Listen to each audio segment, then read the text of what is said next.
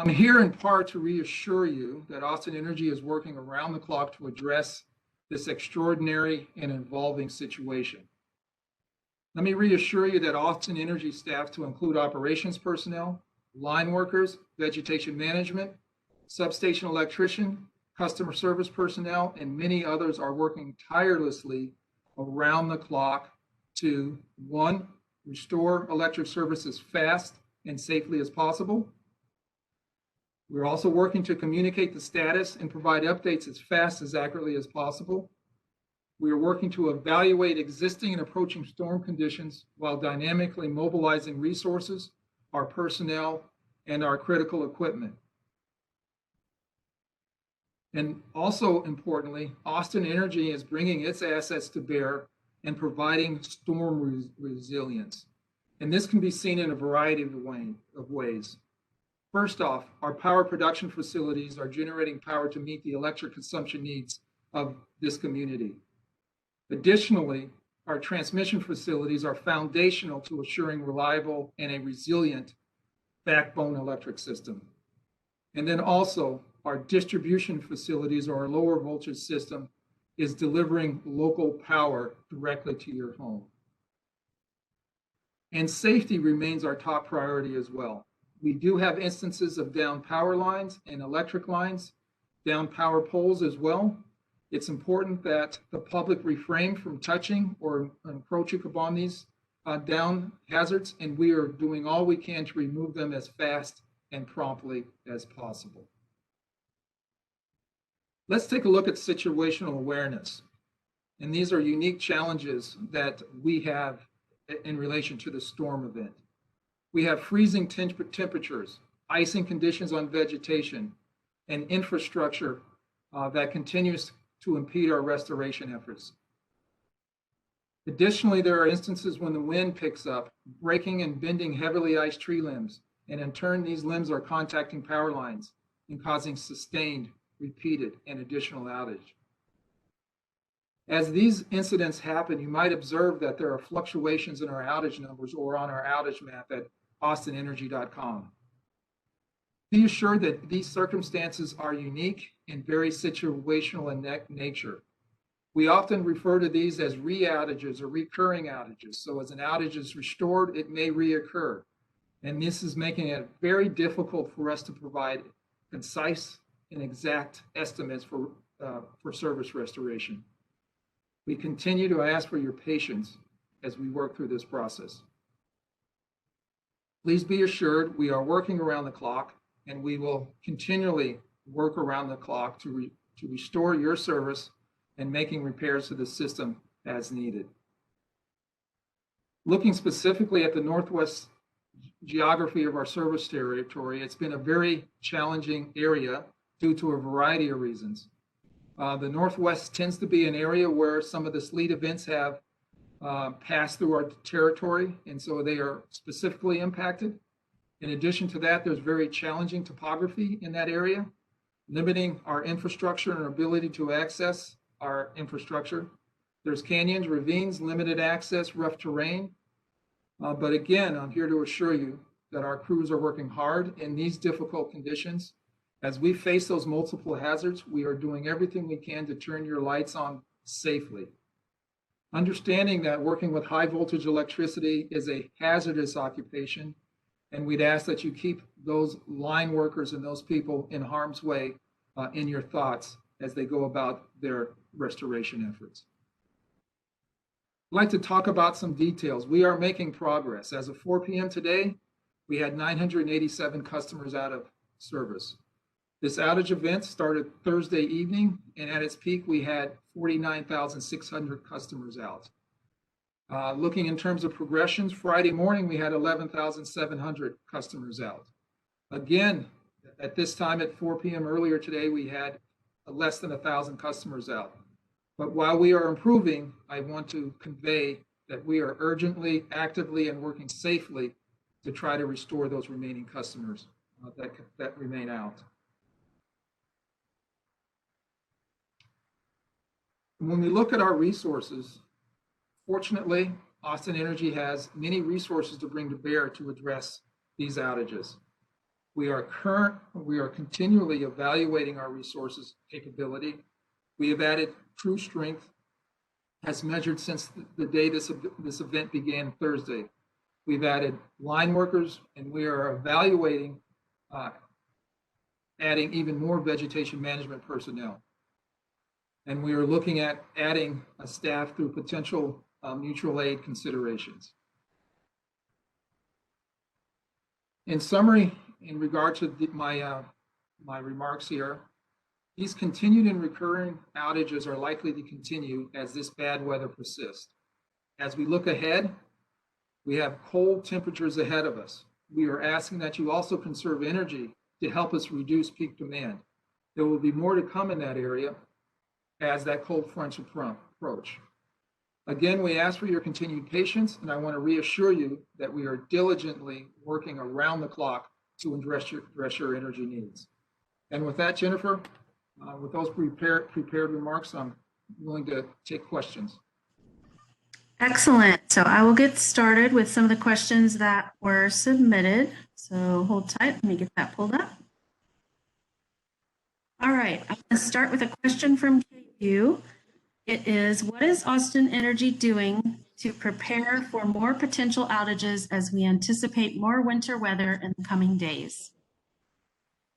That's a very good question. One of the things that we have to have at Austin Energy, and we do, is situational awareness. We look ahead. So we've got the snow event coming. We've got potentially sleet happening across midnight tonight. We have crews in advance prepared to address those. We have crews that are staying overnight in certain areas close to the response centers. So there's a variety of things we are doing to prepare. On the power supply side, we are doing things to make sure our power plants are capable and able to produce. So there's a number of preparedness actions that we are taking, almost too many to communicate here unless there's a specific pointed area that you have in regard to our preparedness. Great. Go to question number 2, which is from CBS Austin. What is the most challenging thing for crews right now?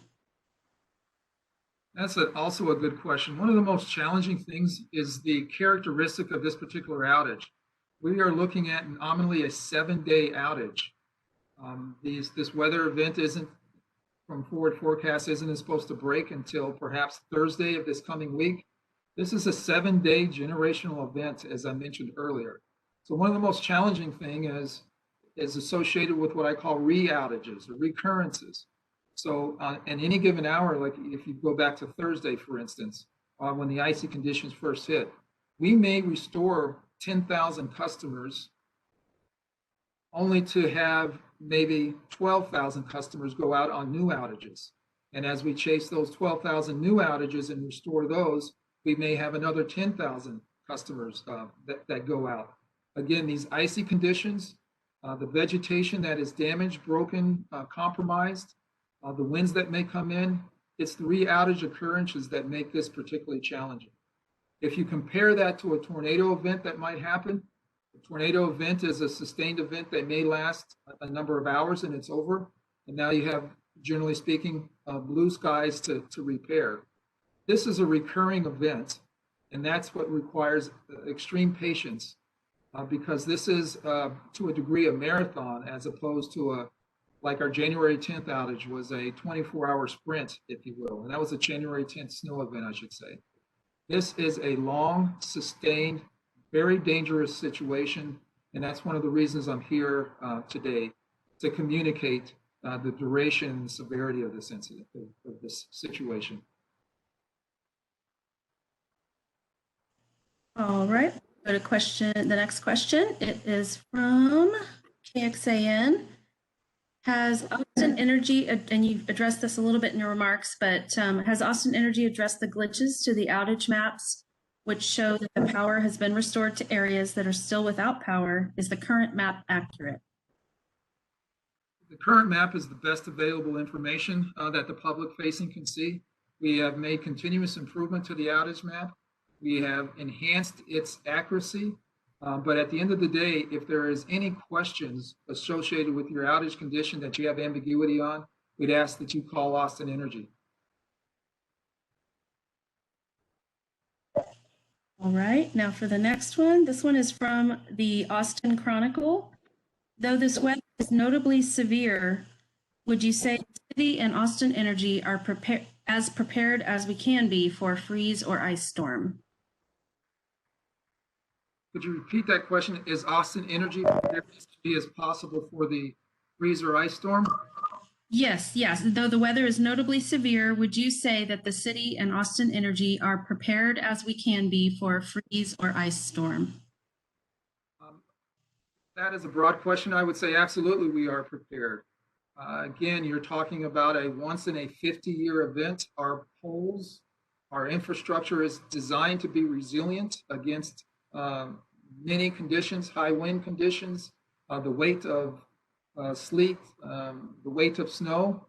It does have certain design parameters, and I'm not going to get into that detail, but the preparedness associated with that is very helpful. Absent that, the conditions would be much worse across our system. All right, we've got another one from KView. What is the average amount of time customers are going without power? We have heard from people who say they've been without power for days. So do you have data on how many customers are affected by outages lasting longer than 24 hours? We have a very, very small subset minority of customers that are at that 24-hour time frame. I would say that there, to the extent those isolated conditions exist, there's extenuating circumstances.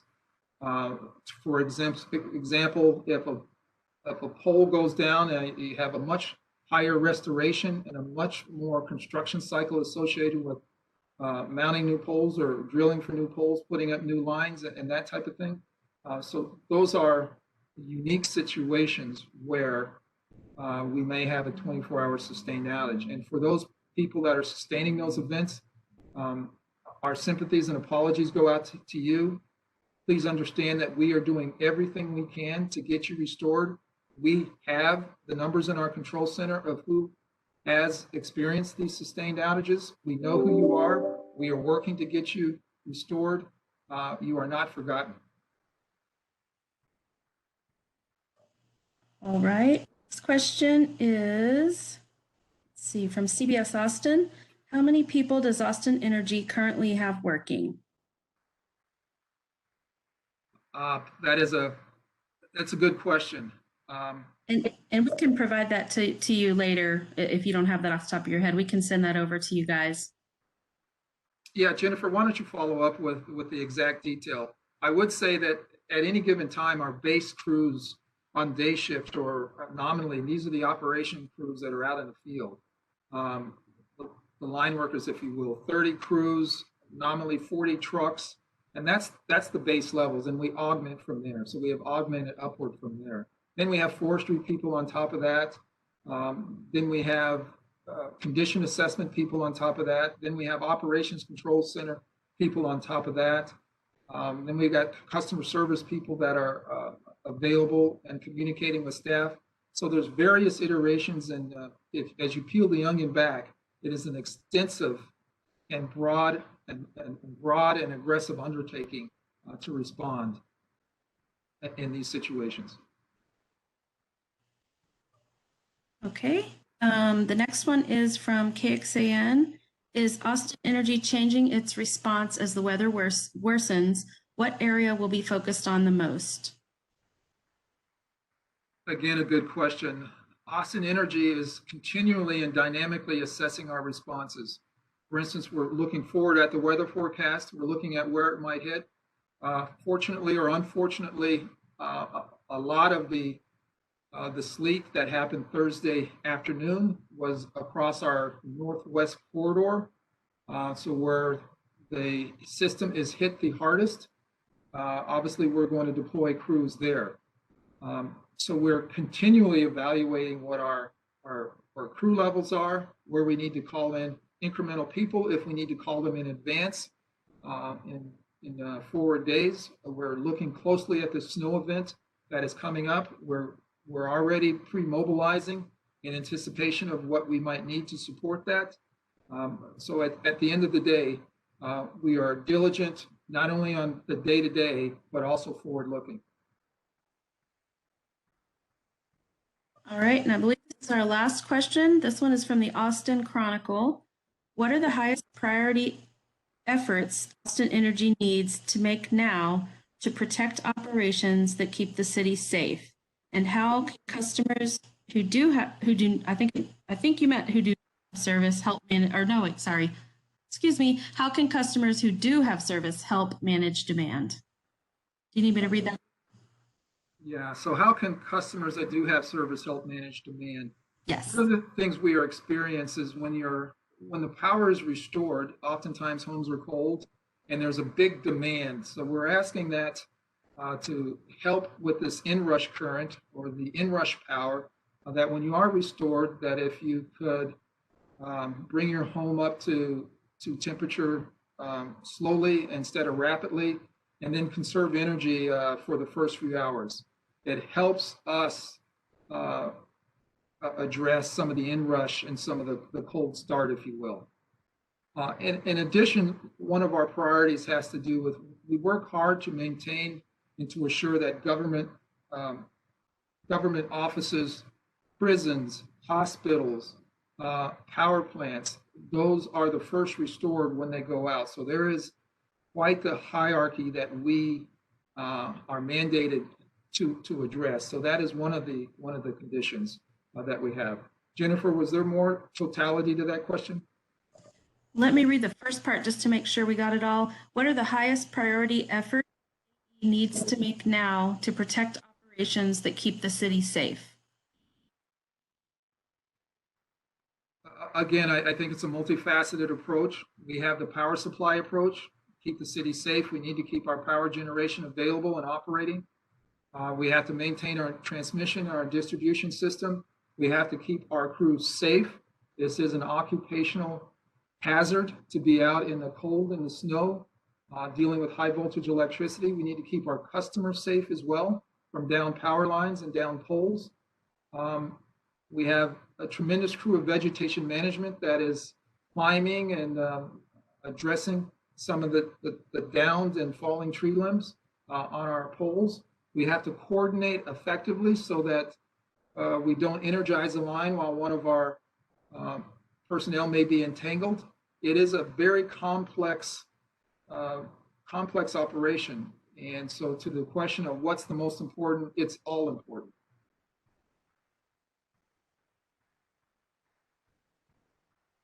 Okay, thank you very much. We do have some numbers of crews. I can provide those in the chat if you guys would like to stick around, or we can just email them to you directly. Actually, we'll just email them out. That might be the easiest way to do it. Thank you so much, Sidney. Thank you to all the reporters who joined us today. We really appreciate it. Thank you. Stand by. 3, 2, 1. Stop the recording.